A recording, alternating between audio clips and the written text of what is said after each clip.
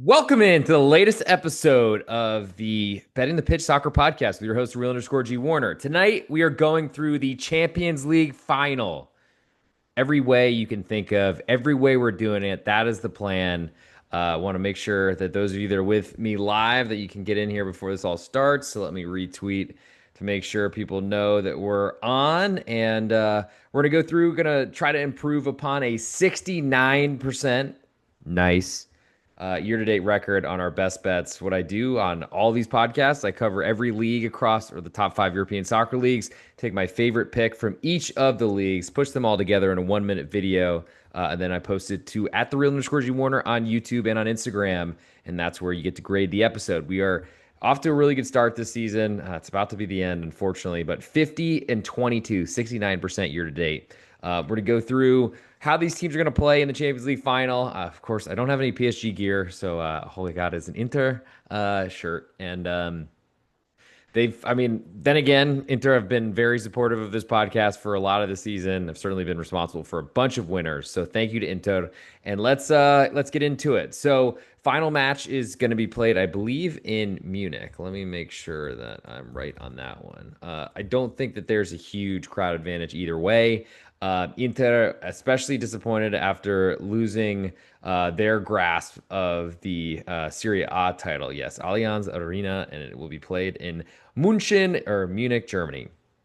Um, and so PSG on the other side, they did win their league a long, long time ago. Were able to rest or at least rotate, and I think that helped them in their pursuit of the Champions League title. Plus, they did get to end the league season a couple weeks before, or at least 1 weekend before Serie A in Italy finished. Though PSG, they did have the Coupe de France last weekend, whereas Inter Milan played on Friday. PSG won the Coupe de France on Saturday in a pretty dominant victory over now relegated Stade de Reims, the Champagne boys, or the Champagne country, who ended up losing in a second leg or two-leg relegation playoff to Football Club de Metz.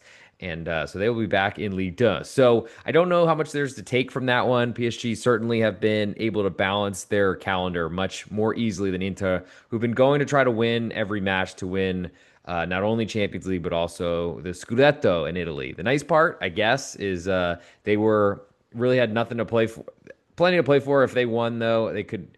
Napoli could also win, and we're at home against a team that had nothing to play for. So they ended up rotating a fair amount, and I think that's going to be a really good setup for Inter. A little bit better rested, but I think everyone that can go for the Champions League final certainly will go for the trophy with the big ears. So I'm going to go through where this number has moved. Probably going to be a shorter podcast than the usual hour plus that we do in the top five European soccer leagues, but I guess let's get into it now. So we'll start PSG. They're quarter goal favorites right now with more juice, minus 114 at BetOnline.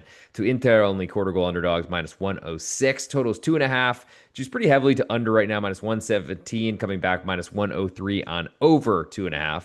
And we've had some movement in the to lift the trophy, basically including extra time, who will be the Champions League winners this season.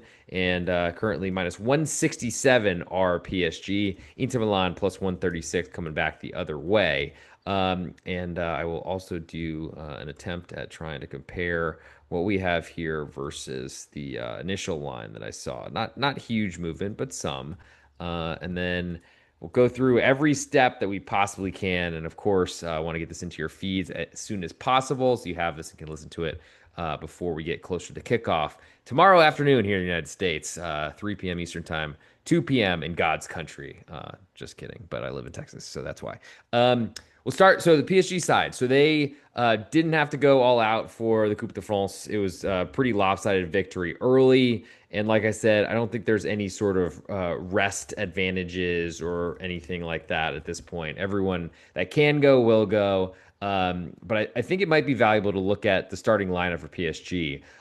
Probably not going to be the same type of situation, of course, facing Inter as it was on a neutral site in a different country, as opposed to PSG playing a French, and unfortunately, you could argue that the one of the worst teams in France is the Stade de Reims, were actually relegated. But I think there's more to it than just that.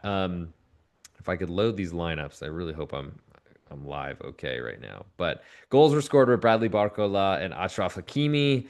I guess not a huge surprise that a right back is in the goal in the goal scoring list, but happens. And then I guess let me see if I can bring up Inter. So that might be a better thing to grab if anything would load on this current beautiful Spectrum internet. Thank you so much for your help in just ruining my life. But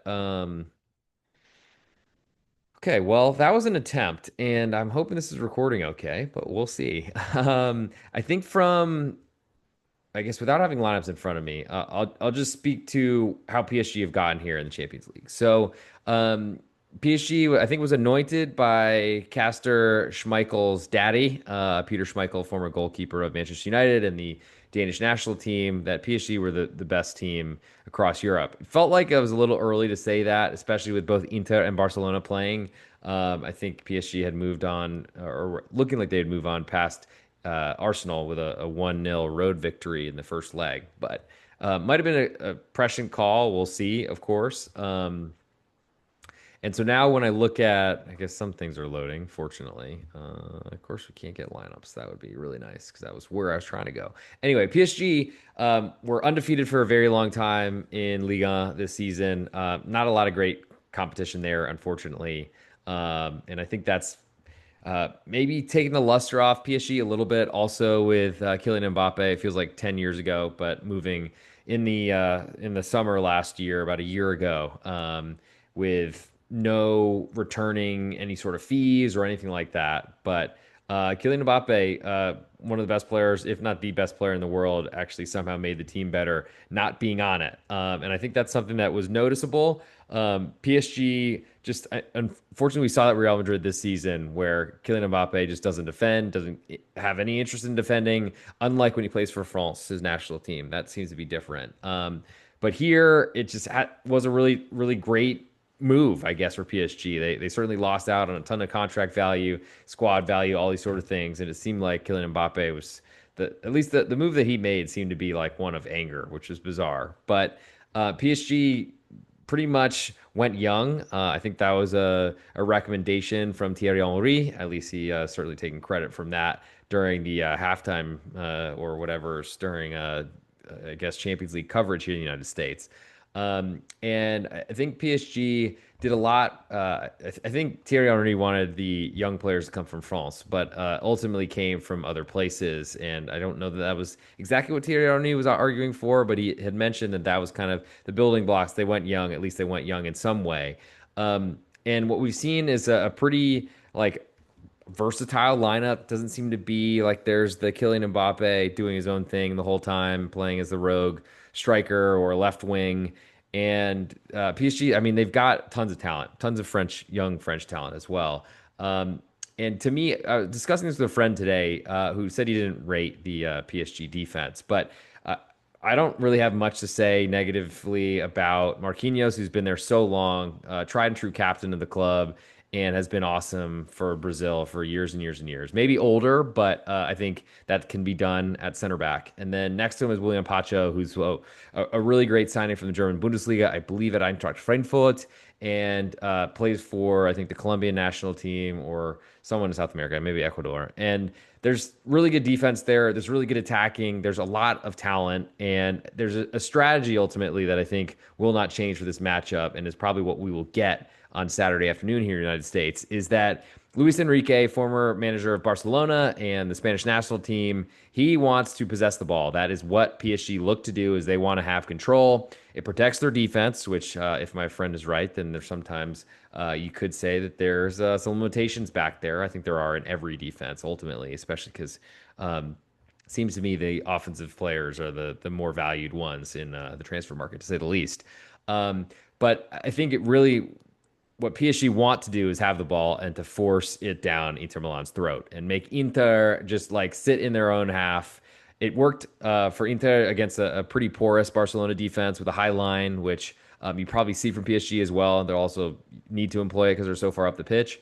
But I think we saw Inter just, I mean, Marcus Thuram mentioned it after one of the matches, I think the first leg, where he's like, we played so deep that even when we won the ball, there's a lot of Barcelona pressure, which maybe PSG won't be the same.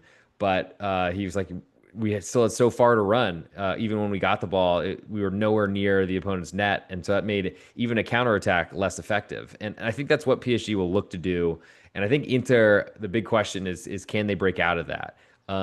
We saw them defend really well throughout Champions League. That Inter I'm talking about didn't give up a goal for a very, very long time, and ultimately kept in clean sheet after clean sheet after clean sheet, and that's great for unders and certainly made money that way. But they had a much tougher run. Or I mean, everyone in Champions League is difficult, but having to get through Barcelona, having to get through Bayern Munich as well. With the potential title match in their home stadium. Not that Bayern needed more momentum, but it took a lot for Inter to get here, and I wonder if that really impacted who they really could be in Serie A.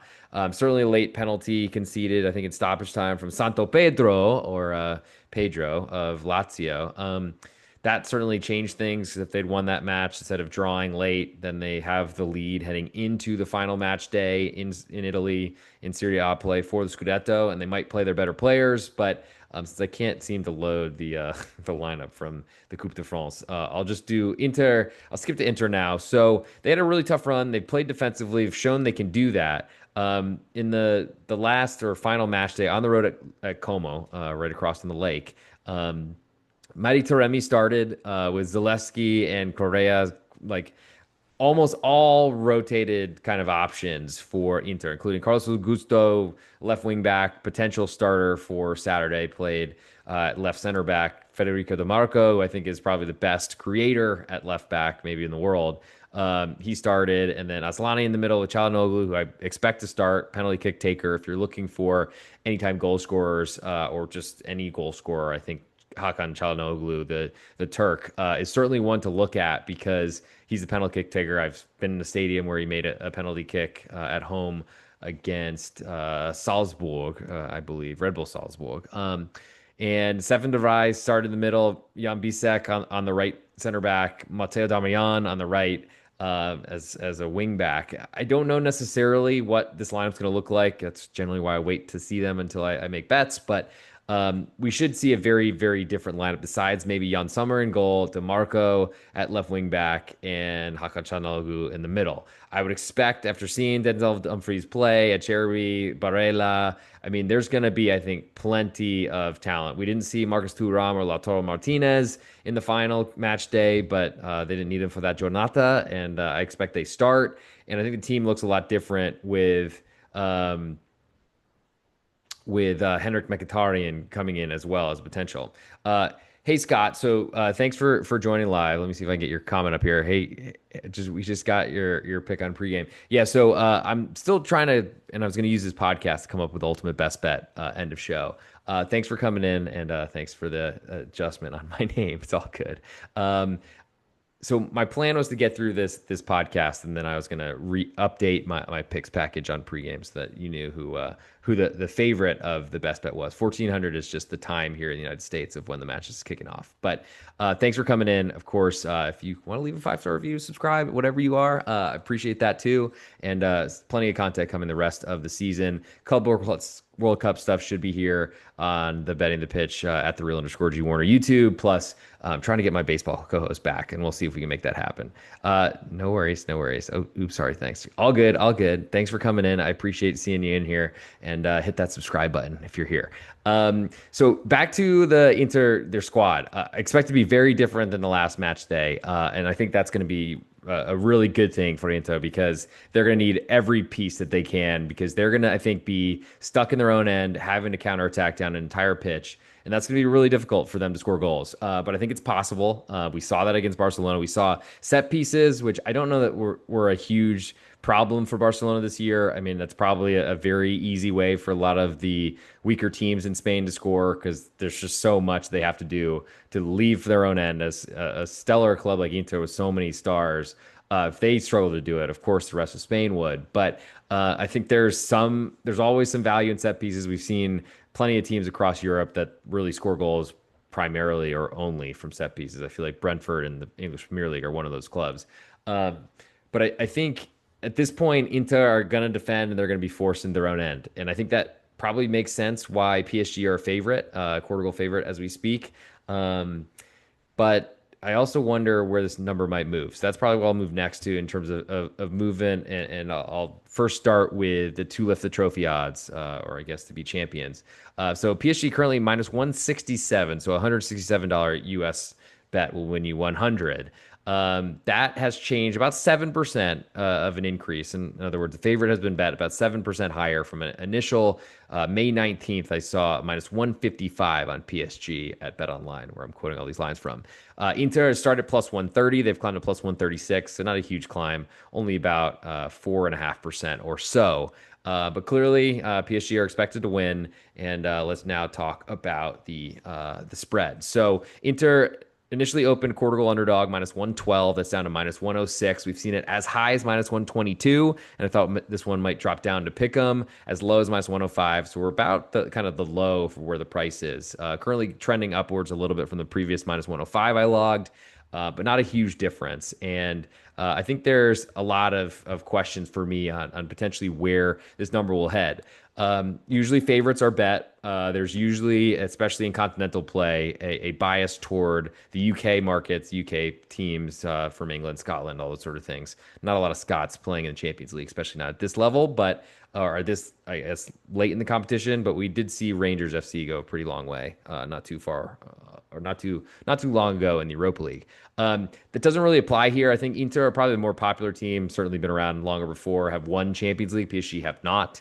But I think the PSG name is emerged as one of the stronger out there, and there's plenty of clear broadcasters that have called PSG the best club in the world during this competition. I don't know necessarily I've agreed with that. I don't think they have the talent for it, but they have a system that's been working. They've got a lot of young players who are really, really talented. And I think Bradley Barcola is one of the least known studs in this world. And there's plenty of other great players at PSG as well. Um, in terms of, I guess, the total as well, I don't think I touched on that yet. Initially opened as a minus 120 for the under 2.5. We're now at minus 117. Saw as low as minus 109 to the under. So we've kind of gone with, it seems to me as a fair amount of PSG money has come in lately, and also over money. But then it kind of switched. The under got hit pretty hard. PSG money has come in, and I think it's probably the direction that I expect this one to go. Though I think for anyone looking to back Inter, I think you probably want to wait and see if you can get a half of a goal before kickoff. And if you see that Inter are getting bet all of a sudden very heavily to that minus 122, I already registered, maybe minus 120. That might be the buy point, because I think if you're backing the underdog, you certainly want to get that ability to profit on this match going to extra time. I don't think Champions League finals often do that. Certainly could have last season if Borussia Dortmund had any sort of ability to finish. I think they just kept hitting posts. That would seem to be the Niklas Füllkrug thing. Real Madrid, I don't think had any business winning last season, but that seems to happen. Certainly Inter, I thought, played a better game than Manchester City 2 seasons ago, and barely covered as a 1.25 goal underdog with that, I guess, one goal from Rodri. To that end, I expect this to be a pretty low scoring game, as most finals seem to be. But PSG, I think, are probably deserved favorite, a quarter goal favorite, because they're going to possess the ball a lot more. The big question is can they break down Inter? And I think there's plenty of value on that quarter of a goal, because if you go to extra time, you are a half bet winner. If you win in regulation, win the whole thing, PSG will have to beat you in regulation or any inter bet. And I think that's just a tough thing to do on a neutral site. I think so. I usually give a quarter of a goal favorite for any home environment. I don't give any here. Went straight down zeros each way. No additions to the spread. And currently, I think PSG are probably priced at a 3/8 right now or so.